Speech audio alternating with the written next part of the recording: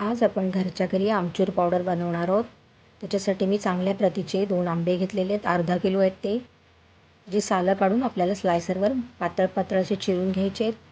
ते इथे मी बघू शकता अशा प्रकारे मी चिरलेले आहेत आणि मी एका ताटामध्ये आता ते ठेवणार आहे आणि त्यांना मी उन्हात चांगलं वाळवून घेणार आहे.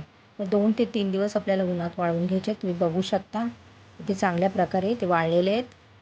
तर तुम्ही इथे बघू शकता आंब्याचे स्लाईस आपले भरपूर प्रमाणात कमी झालेले आहेत. तर तुम्हाला किती जास्त प्रमाणात करायचे आहेत ना, तेवढे तुम्ही आंबे घ्यायचे आहेत आणि अशा प्रकारे तुम्ही आमचूर पावडर घरच्या घरी बनवू शकता. तर मी ते मिक्सरला फिरून घेतले आणि ते आपण आंबा उन्हातून आणल्यावर लगेचच आपल्याला मिक्सरला बारीक करून घ्यायचं आहे, नाहीतर तो मऊ पडतो. त्यामुळे लगेच आपल्याला आमचूर पावडर करून एअरटाईट कंटेनरमध्ये भरून ठेवायचे. तर कशी वाटली रेसिपी जरूर सांगा. लाईक करा, शेअर करा, सबस्क्राईब करा.